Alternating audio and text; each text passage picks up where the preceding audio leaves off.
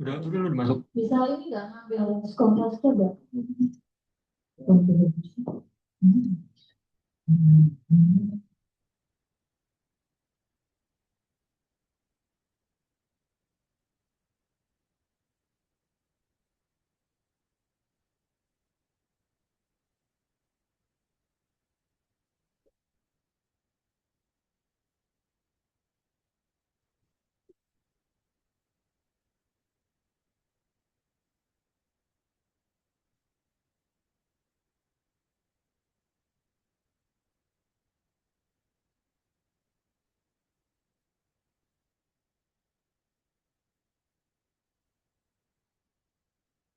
Tes satu dua.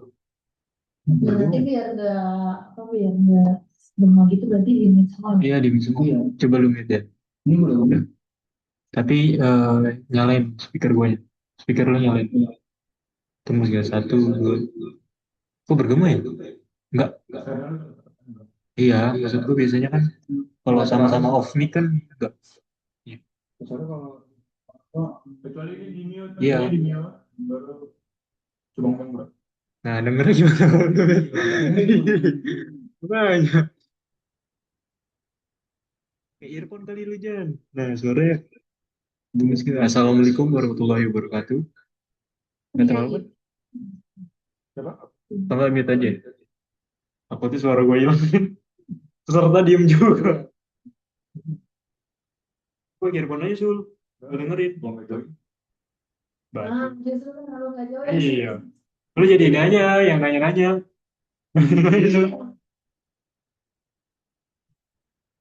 Nah, itu coba nama gue Ganti lah. Raja. Sih, dia juga gitu. Pertanyaannya ke dia tuh. Si dia mas buat, Cok. Oke, namanya kirim ke grup aja nggak? Iya, jadi gue dulu. Lu yang ngirim apa gua?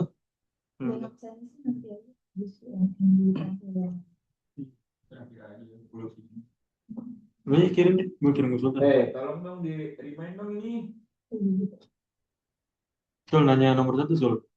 Ketahuan bro, suara gua bro. Kayaknya ya. Enggak. Enggak. Nggak ada yang nama gua Brian gitu, serius. Gue Gua ada gitu apa? Gak ada yang tahu juga. Gua Mas Stephen kayak gitu. Iya.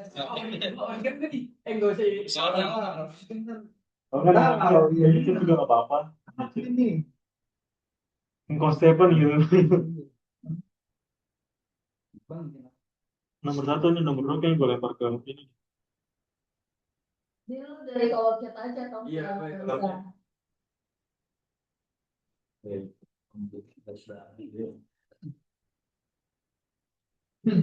Nomor Yang, satu, Sul. yang jawab lu ya. Hmm? Yang pertanyaan dulu dong, Mas. Itu kan harus kayak dong. Pertanyaan moderator satu. Sama ini. Yang gitulah, bareng-bareng nanti. Dia anjing. Selalu dia.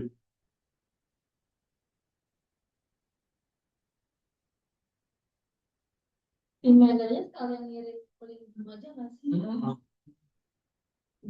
Sama background. Iya, nomor dua.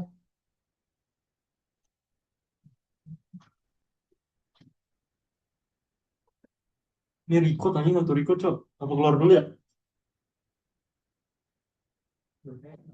Hah?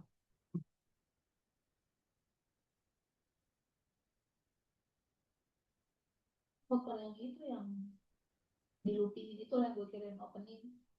Oh iya, itu ya. Iya. Baik, Oh, gitu ada ya. juga sih kayak animasinya.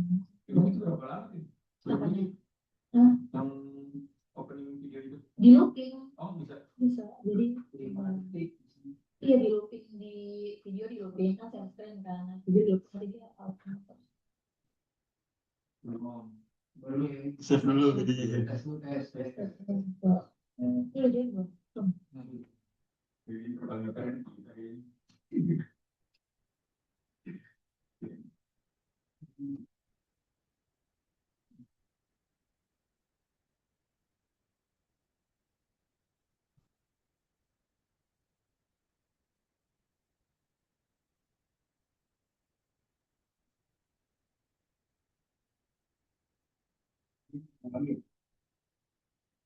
Iya. Ngeplaynya langsung aja dari folder berapa? Iya dari video.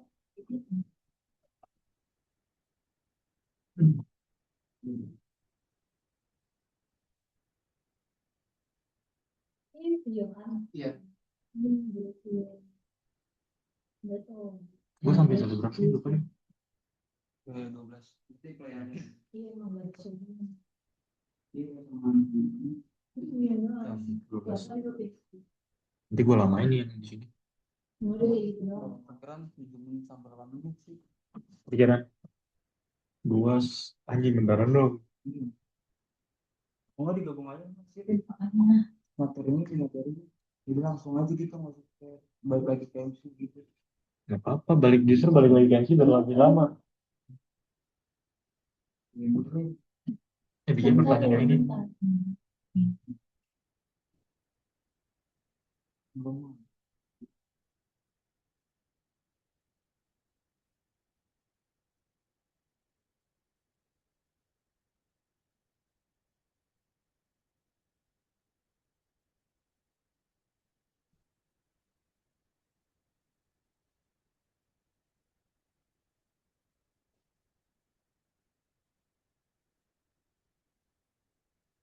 Dari gua aja nanti kalian Mulai dulu. link semua gede juga gitu.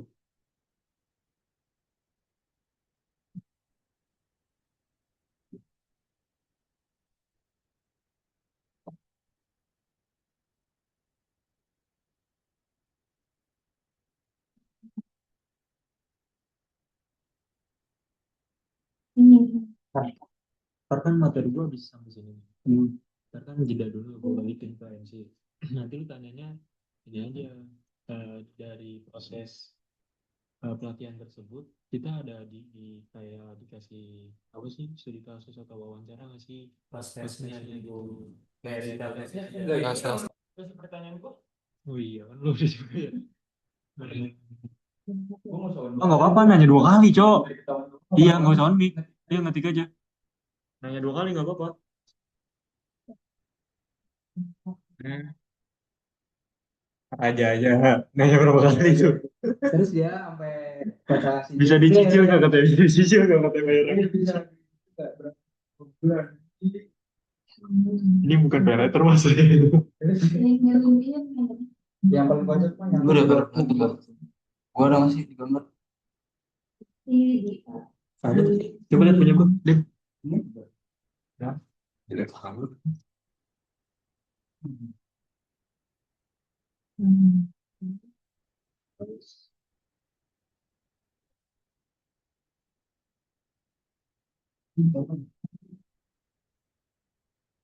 Tes 1 2 3. Jalan. Enggak, gua mendengar suara gua di device lu kok nggak ada suara. Tes tes tes.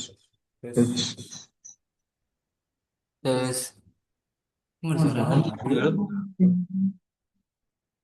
Makanya ngetes dulu nih. Assalamualaikum warahmatullahi wabarakatuh. Nah, 1 2 3 4. Nah udah.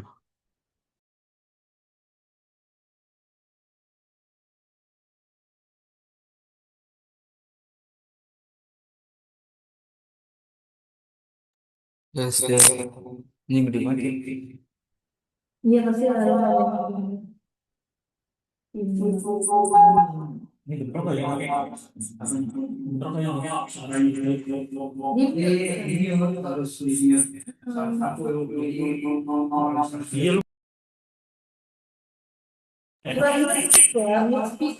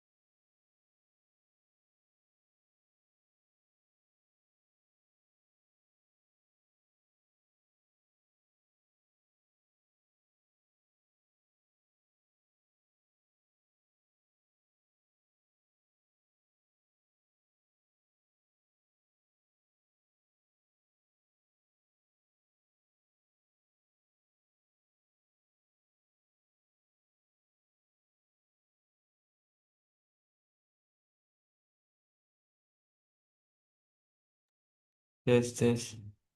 Ya udah aman. Tes. Ya, Assalamualaikum warahmatullahi wabarakatuh. Halo semuanya, selamat pagi. Udah. Iya. Selamat siang, Tapi Mbak. banyak banget. Pagi. Tanggal 2, jadi malam nggak kelar. Kita mah langsung aja udah. Kopinya Brian siapa? Brian ya. Lu jangan join dulu, ntar mulai. Gue mau ganti background dulu. Halo Mas Brian. Brian Wijaya.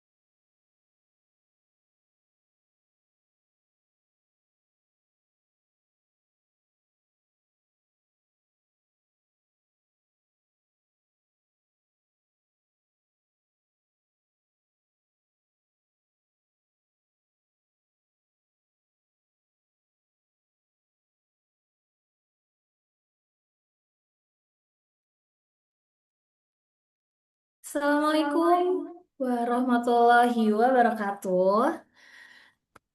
Waalaikumsalam warahmatullahi wabarakatuh.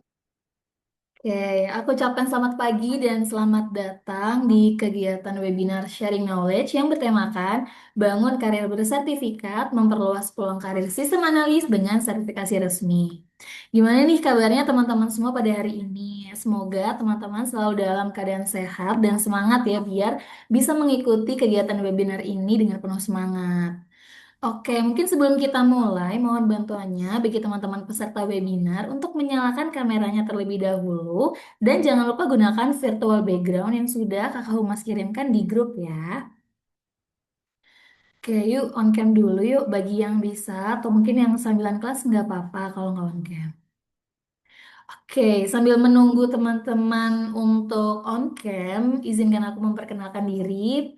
Perkenalkan, nama aku Karina Salma Rizkita dan hari ini aku bertugas sebagai MC yang akan memandu jalannya acara pada pagi hari ini nggak selesai. Aku mau mengucapkan terima kasih banyak kepada teman-teman peserta webinar ya yang sudah bergabung dalam webinar Sharing Knowledge ini dengan antusiasme yang tinggi karena dilihat dari partisipannya yang cukup banyak. Oke, jadi pada webinar hari ini kita akan membahas terkait pemahaman mengenai peran dan kompetensi seorang sistem analis dan juga pentingnya sertifikasi resmi nih dalam menunjang pengembangan karir serta gambaran penerapan dan studi kasus yang relevan dengan proses sertifikasi tersebut. Oke, dan yang membuat kegiatan ini semakin menarik, kita akan ditemani oleh dua narasumber langsung yang kompeten di bidangnya, yaitu ada Kak Ferdi Andra Maulana, selaku sistem analis entusias yang akan membahas terkait lembaga sertifikasi, cakupan kompetensi sistem analis, serta manfaat sertifikasi resmi bagi pengembangan karir profesional. Dan juga ada Kak Demas Eka Pradisa selaku sistem analis entusias yang akan membahas studi kasus dan pengalaman praktis yang dapat menjadi gambaran nih bagi teman-teman peserta webinar nanti dalam mempersiapkan diri menghadapi proses sertifikasi sistem analis. Oke, jadi mohon diperhatikan ya teman-teman, silahkan disimak baik-baik materinya dan jangan lupa siapkan pertanyaan-pertanyaan terbaik kalian untuk ditanyakan nanti di akhir sesi. Oke, mungkin tanpa berlama-lama lagi, mari kita mulai sesi pertama hari ini bersama Kak Ferdi, selaku sistem analis entusias. Kak Ferdi, waktu dan tempat aku persilahkan. Yes, halo. Terima kasih Karina yang masih dengan penuh semangat membuka acara kita hari ini. Oke, boleh teman-teman kalau misalkan bisa sambil makan atau bisa disiapin cemilannya biar kita bisa dengar dengan baik-baik. Kalau ada earphone juga boleh silakan dipakai juga supaya eh, mendengarnya dengan baik juga. Oke, kita masuk ke yang pertama. Teman-teman pasti udah familiar lah terkait sistem analis atau bidang-bidang yang lainnya. Tapi di sesi ini, webinar ini kita akan fokus ke sistem analisnya yaitu fondasi kuat karir melesat, tingkatkan kompetensi pribadi jadi standar mutlak industri. Dan di mana selama 40 atau 30 menit ke depan kita akan membahas materi terkait pengenalan profesi, standar kompetensi, studi kasus, perencanaan teknis, prototype sistem, dan di akhir kita akan mengambil kesimpulan dari hasil hari ini tersebut. Nah, kita masuk ke sesi BNSP. Nah, yang belum tahu teman-teman, apa apa itu BNSP? Jadi BNSP ini adalah Badan Nasional Sertifikasi Profesi yang mana eh, berfungsi sebagai otoritas tertinggi yang menetapkan kebijakan umum sertifikasi profesi yang ada di Indonesia. Tugas utamanya adalah melisensi, memberi izin lembaga sertifikasi profesi LSP. Jadi BNSP ini adalah salah satu otoritas yang tertinggi lah yang diakui di Indonesia untuk sertifikasi ini. Lalu kita masuk ke apa itu LSP Informatika, di mana LSP Informatika ini adalah lembaga pelaksana uji yang mana organisasinya itu berhak melaksanakan proses uji kompetensi dan menerbitkan sertifikat individu. Contohnya yaitu sistem analis. Nah, LSP ini bekerja di bawah pengawasan dan lisensi dari BNSP yang sebelumnya saya jelaskan tadi, di mana LSP Informatika ini punya pengakuan legal resmi. Sertifikat memiliki kekuatan hukum karena diterbitkan langsung di bawah lisensi dan pengawasan BNSP yang sebelumnya saya tadi jelaskan. Oke, di dalam badan BNSP tersebut mempunyai level KKNI masing-masing tersendiri. Contohnya yaitu di sistem analis ini kita punya KKNI level 6 di mana level 6 ini setara lulusan sarjana S1 atau D4. Jadi berfokus pada analisis teknis, operasional, perancangan spesifikasi sistem, dan validasi kebutuhan pengguna. Jadi pada level ini, seorang sistem analis itu bertanggung jawab menerjemahkan masalah bisnis menjadi solusi yang dapat diimplementasikan. Lalu di tingkatan level 7 itu setara jenjang profesi atau spesialis berfokus pada penyelesaian tujuan organisasi perencanaan pada skala yang lebih luas. Nah, sebelum dari level ini 6 juga, sebelumnya saya juga udah pernah mengikuti BNSP di level 3 yaitu di setara lulusan SMK. Itu saya sebelumnya pernah ngambil software engineer. Dan yang sekarang itu Verdi, aku juga berhijrah ke sistem analis untuk mengekspor eh, dunia-dunia teknologi yang sedang berkembang. Nah, kita masuk ke harga setiap skema spesifikasi. Mungkin di sini supaya teman-teman ke depannya yang ingin mengambil sertifikasi punya gambaran terkait harganya. Di mana di sini di nomor 11 kita ada sistem analis level SKKNI-nya level 6 di harga 1,6 juta nih teman-teman. Udah lanjut. Nah, ketika kita mengikuti eh, sertifikasi yang diadakan oleh BNSP atau LSP, di hari pertama ini kita akan membahas roadmap menuju kompetensi, di mana di hari pertama ini ada pelatihan selama 3 hari nih teman-teman, di mana selama 3 hari ke depan itu teman-teman akan diajarkan oleh asesor atau pemateri ini terkait sistem analis tentunya, dimulai dari studi kasus, pemahaman materi, teori-teorinya seperti apa, dan ada pemeriksaan setiap harinya lebih lanjut. Lalu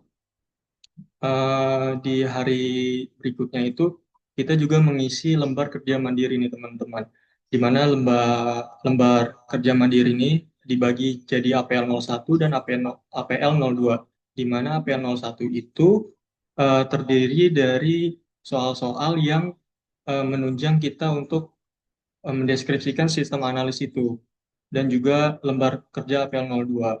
Nah, yang lalu nanti di-review dan dikasih feedback lah oleh asesor kita. Sebelum masuk ke hari kompetensi, yaitu hari di mana kita mempresentasikan kepada asesor. Nah, di hari tersebut kita dilakukanlah wawancara terkait apa yang sudah kita kerjakan di studi kasus sebelumnya yang sudah dikasih oleh asesor.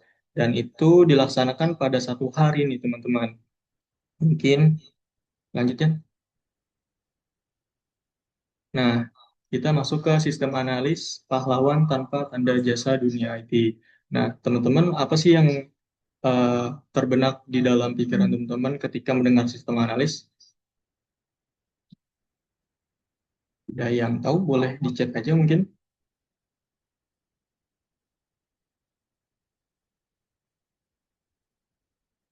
Oke, sambil lanjut aja kali ya. Jadi, sistem analis itu merupakan jembatan antara kebutuhan bisnis dan solusi teknologi. Tugas utamanya adalah menganalisis proses kerja, merancang sistem informasi software, dan merekomendasikan solusi teknologi yang paling efisien dan efektif untuk mencapai tujuan organisasi. Yang mana terdiri dari 3 kategori, yaitu menganalisis, merancang, dan mengimplementasikan.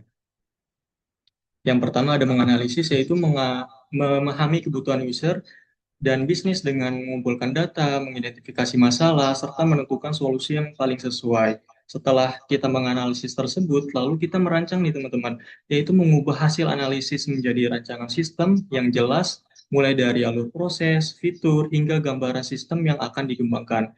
Setelah kita menganalisis dan merancang tersebut, lalu di tahap akhir nih teman-teman, yaitu mengimplementasikannya, yang mana mewujudkan rancangan sistem menjadi sistem yang siap digunakan bekerja sama dengan developer, serta memastikan sistem berjalan sesuai kebutuhan.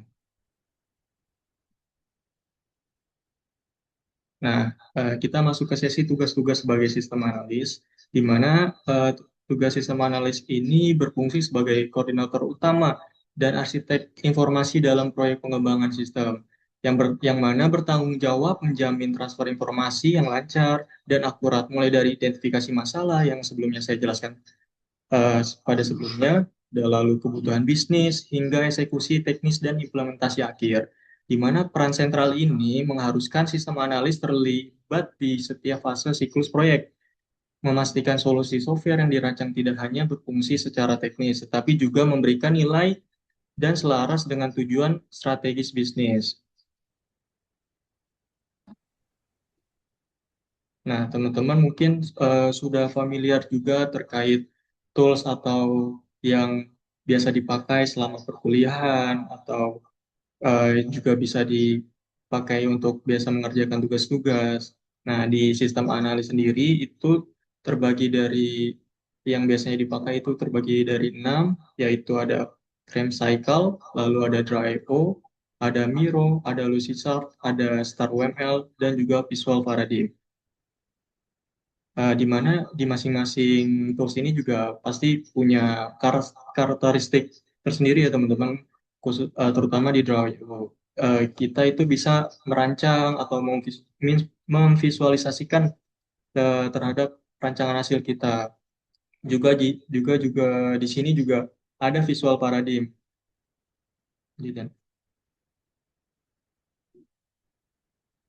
Nah, mungkin kita balik lagi ke MC, kita kembalikan ke MC. Oke, terima kasih banyak Kak Ferdi atas pemaparan materinya ya yang sangat menarik dan tentunya bermanfaat nih bagi teman-teman peserta webinar. Nah, sekarang kita akan memasuki sesi kedua, yaitu ada Kak Demas selaku sistem analis entusias. Mungkin boleh Kak Demas, waktu dan tempat aku persilahkan. Oke, baik Mbak Karina. Halo semuanya, di sesi ini saya akan melanjutkan pemaparan materi dari Mas Ferdi yang tadi sampaikan.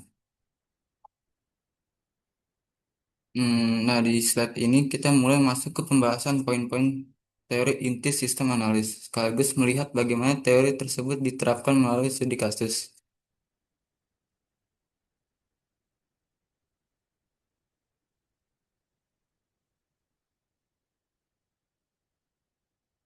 Nah, di slide ini kita mulai dengan mengenal studi kasus yang digunakan, yaitu Kotak Lauk.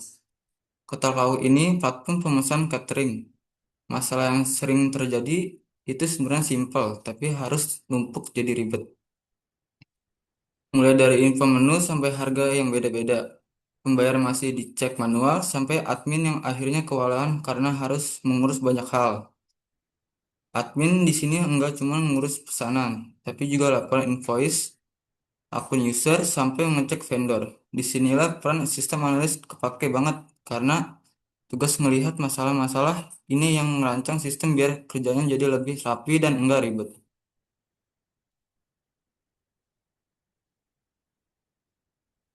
Sekarang kita masuk ke use case diagram. Simpelnya, diagram ini menjelaskan siapa saja yang terlibat di dalam sistem dan apa saja aktivitas atau fitur yang bisa mereka lakukan. Kalau kita lihat di gambar ini, ada tiga peran utama, yaitu user, admin, dan vendor. User bertugas melakukan pemesanan, pembayaran, dan mengecek status pemesanan. Untuk admin, punya peran paling banyak, mulai dari mengelola pesanan, memverifikasi pembayaran, membuat laporan, sampai mengatur akun. Sementara itu, vendor fokus pada pengelolaan menu dan produk. Dengan pembagian peran ini, sistem ini lebih jelas dan terkontrol, sehingga tidak terjadi tumpuk tindih akses. Lanjut di kalau sebelumnya kita membahas sistem apa yang terlibat dan apa saja perannya, sekarang kita lanjut melihat alur proses yang terjadi di dalam sistem melalui activity diagram. Kalau dilihat di gambar ini, alurnya dimulai dari user peran makanan. Habis itu dilanjut ke pembayaran, terus sistem mengecek ini pembayaran berhasil atau belum. Kalau berhasil, pemesanan lanjut diproses. Kalau belum, ya sistem berhenti dulu, minta user bayar ulang. Diagram ini penting banget biar sistem nggak salah langkah. Jadi nggak ada ceritanya pesanan diproses, padahal bayarnya belum masuk.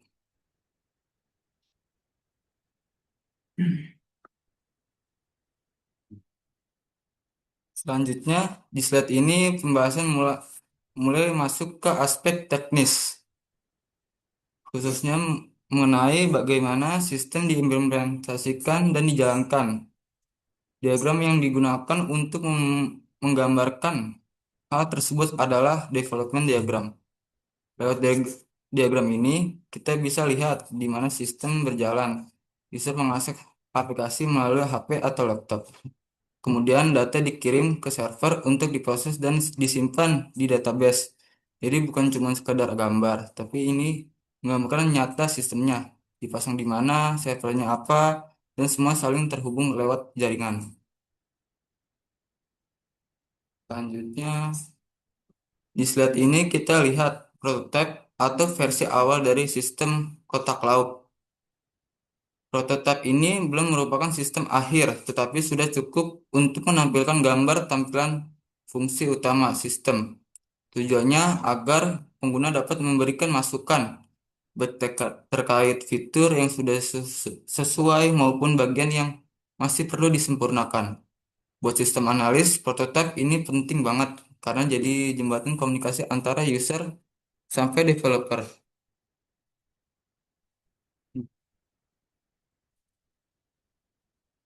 Jadi kalau kita simpulkan, jadi kalau kita simpulkan dari semua pembahasan tadi, kita lihat kalau sistem analisis itu punya peran yang sangat penting karena tadi penghubungan antara kebutuhan bisnis yang seringkali kompleks dengan solusi yang sistem bisa dipakai secara nyata. Peran ini nggak cuma butuh paham teknis, tapi juga butuh kemampuan analisis yang kuat. Dan itu sejalan dengan standar kompetensi KNI level 6, di mana sistem analis dituntut bisa menganalisis, merancang, dan memvalidasi kebutuhan sistem. Di sisi lain, kebutuhan industri sekarang juga makin tinggi terhadap tenaga yang punya keahlian yang diakui secara resmi. Makanya, sertifikasi melalui LSP informatika di bawah lisensi BNSP jadi langkah penting, khususnya buat kita sebagai mahasiswa supaya punya nilai tambah dan siap bersaing di dunia kerja.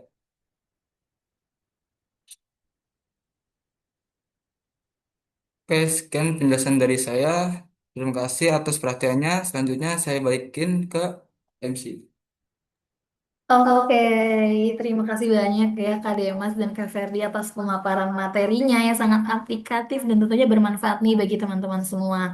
Nah, kita akan memasuki sesi Q&A atau sesi tanya jawab. Boleh silakan teman-teman semua untuk bertanya gitu ya, boleh melalui kolom chat atau kalau mau bertanya secara langsung boleh raise hand dulu, nanti aku akan bantu pandu. Yuk, eh, yuk boleh tanya-tanya langsung ke ahlinya nih mumpung karena kalian kan akan ada sesi di mana kalian juga akan mengikuti sertifikasi nih. Jadi sebanyak mungkin gak sih kalian kulik informasi terkait sertifikasi sistem analis. Yuk boleh yuk tanya siapa yang mau nanya. Nanti aku bacain.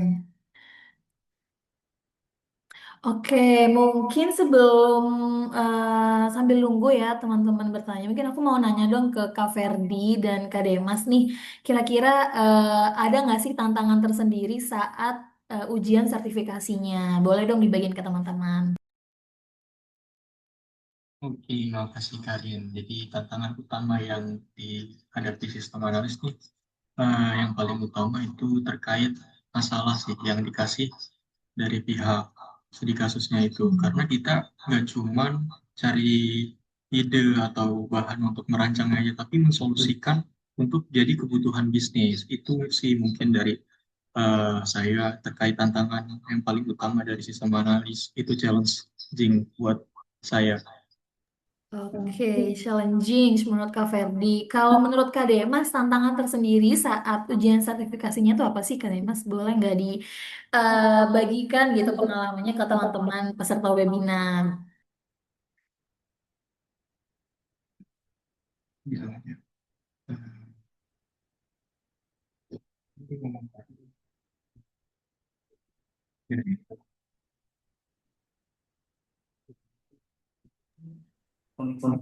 Oke, Kak Demas, boleh dibagikan pengalamannya? Oke, mungkin koneksi Kak Demas bermasalah ya. Mungkin sudah diwakili oleh Kak Ferdi tadi ya untuk pengalaman saat ujian sertifikasinya. Oke, udah ada yang nanya nih. Mungkin aku mulai dari kolom chat dulu. Ada Kak RD.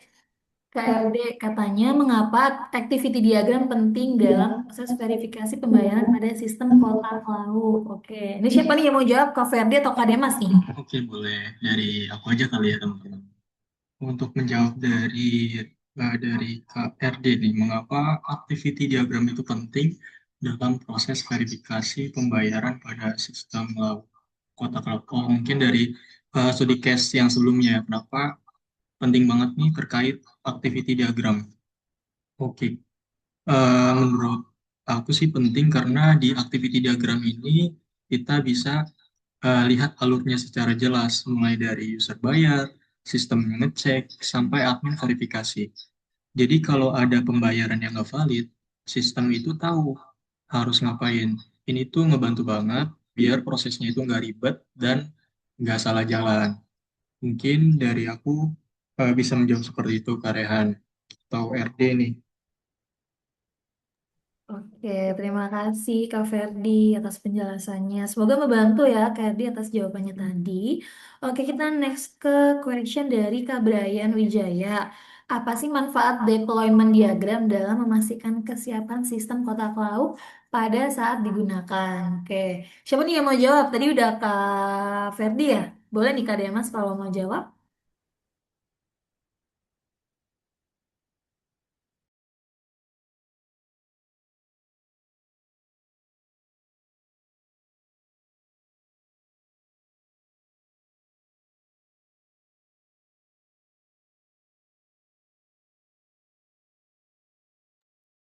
Baik, di sini saya akan menjawab pertanyaan dari Kak Brian Wijaya.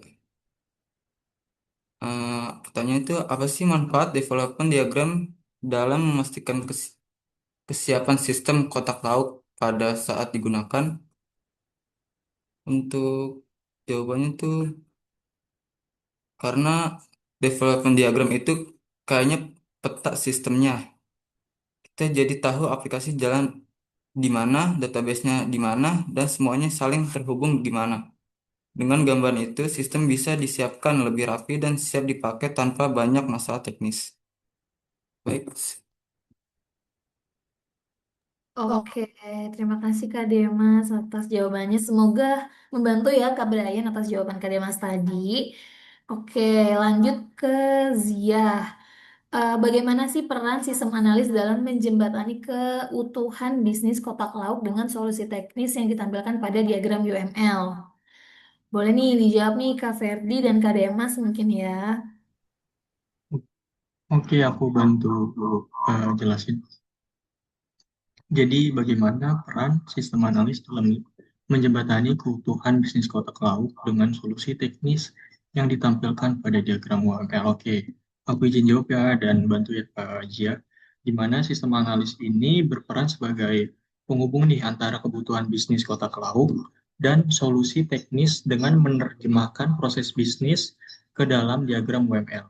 Jadi melalui UML, sistem analis ini memastikan desain sistem selaras dengan alur bisnis, mudah dipahami oleh tim teknis, dan tetap mendukung tujuan bisnis kotak lauk secara utuh. Mungkin seperti itu Kak Jia yang bisa aku jelasin. Oke, terima kasih Kak Ferdi atas jawabannya. Semoga membantu ya Kak Zia tadi jawaban Kak Ferdi.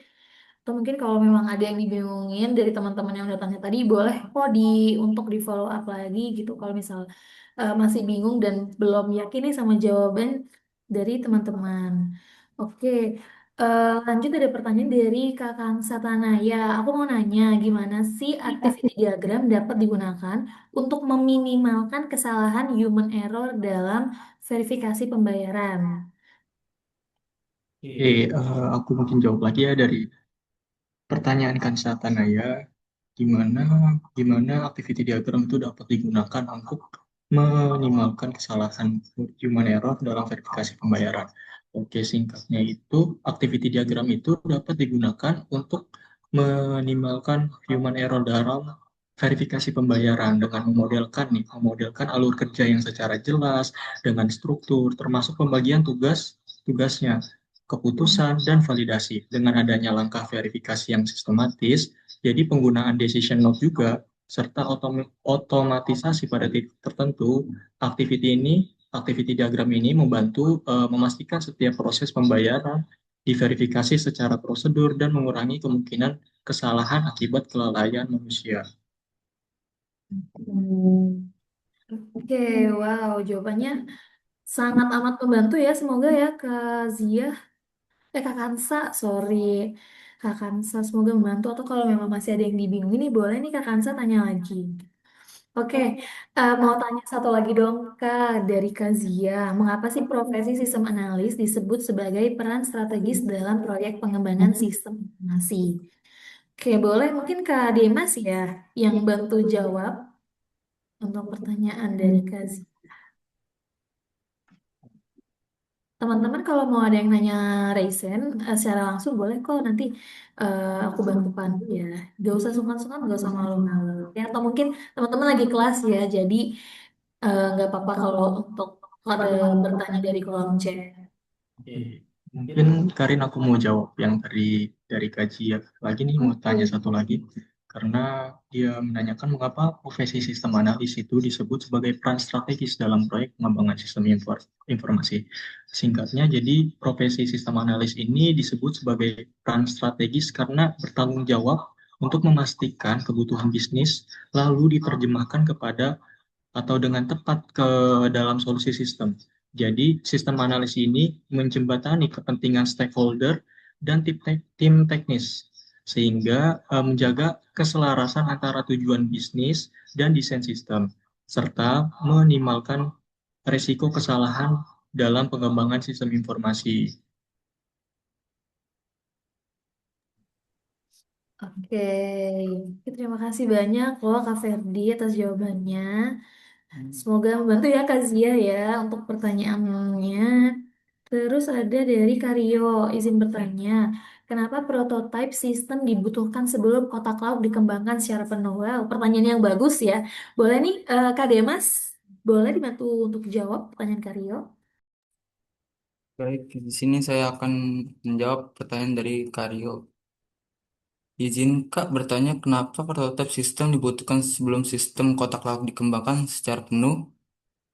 Untuk jawabannya tuh kayak prototipe sistem kotak lauk dibutuhkan supaya kita lebih menguji dan melihat sistem secara nyata sebelum dibangun penuh. Dengan prototipe, user bisa kasih feedback, tim developer bisa perbaiki kesalahan lebih awal, dan semua pihak punya pemahaman yang sama tentang fitur dan tampilan sistem. Jadi akhirnya sistem final lebih sesuai kebutuhan, hemat waktu dan biaya. Baik, sudah. Aku tambahin lagi kali ya dari Demas. Kenapa penting di prototype ini? Karena dengan adanya prototype, kesalahan atau ketidaksesuaian kebutuhan dapat diketahui lebih cepat. Nah, masukan dari pengguna juga bisa kita terapin juga nih. Lalu pengembangan sistem akhirnya itu menjadi lebih lebih tepat, efisien, serta mengurangi resiko perbaikan besar nih di kemudian hari. Mungkin itu sih. Oke, terima kasih Kak Ferdi dan Kak Demas ya atas jawabannya yang sangat-sangat menarik tentunya. Semoga membantu ya Karyo. Oke, teman-teman, apakah ada yang bertanya lagi? Oke, mungkin dari Kak Kansa katanya terima kasih banyak Kak, sangat membantu sekali. Sama-sama Kansa. Oke, mungkin itu tadi pertanyaan terakhir ya, atau masih ada yang tanya lagi teman-teman? Mau secara raise hand boleh. Oke, sepertinya udah nggak ada nih yang mau tanya. Mungkin pertanyaan Karyo tadi sekaligus menutup sesi Q&A pada webinar Sharing Knowledge pada pagi hari ini.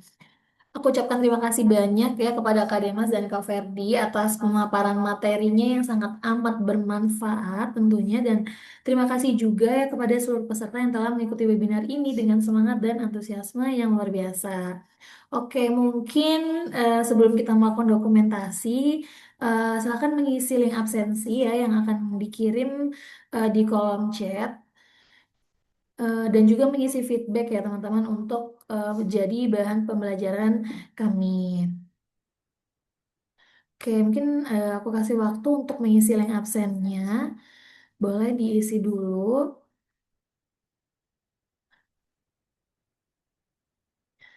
Gimana nih webinar hari ini? Dapat insight gak teman-teman? Semoga teman-teman dapat insight yang bermanfaat ya untuk sertifikasi nanti gitu. Karena walaupun mungkin informasinya eh, kurang banyak gitu ya, mungkin setidaknya bisa memberikan hint-hint sedikit untuk sertifikasi nanti di bidang sistem analis. Oke, yang udah dikasih tahu tadi tuh sistem analis ya, kita nggak selalu melulu tentang ngoding gitu ya, tapi kita memang fokus ke sistemnya. Oke, mungkin kita sebelum meninggalkan Zoom, kita akan melakukan dokumentasi terlebih dahulu. Jadi bagi teman-teman yang belum on cam, silakan on cam terlebih dahulu, biar muka cantik dan gantengnya kelihatan semua nih. Yuk, on cam dulu yuk.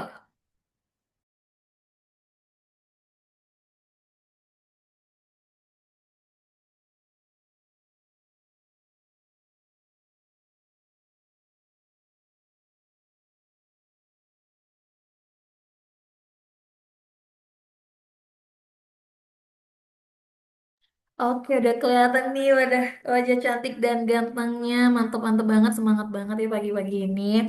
Oke, mungkin dari slide pertama dulu. Oke, tunjukin senyum cantik dan gantengnya. Nanti aku yang screenshot. Oke, satu, dua, tiga. Hmm. Oke, sebentar. Simpen dulu guys. Oke, kita lanjut ke slide kedua. Satu, satu, dua, tiga. Oke, lanjut ke slide yang terakhir, slide ketiga. Satu, dua, tiga.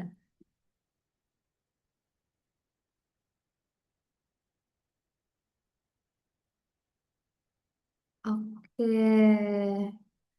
Alhamdulillah sudah selesai. Mungkin dokumentasi tadi sekaligus mengakhiri kegiatan pada pagi hari ini.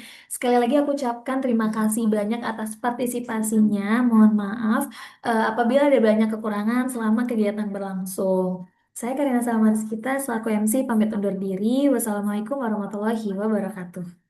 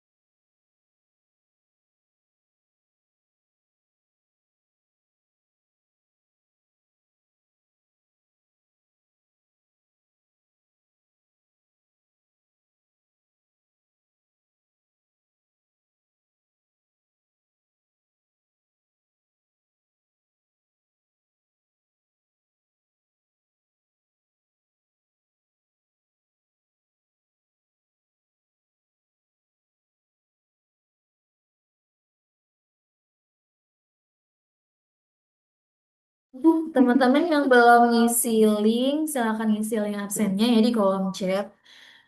Karena masih 40 partisipan ya. Aku tunggu nih sampai hari ini jam 12 ya mungkin. Jam 12 formnya nanti aku tutup. Yuk segera absen yuk. Boleh mungkin setelah absen kalian boleh meninggalkan Zoom meetingnya.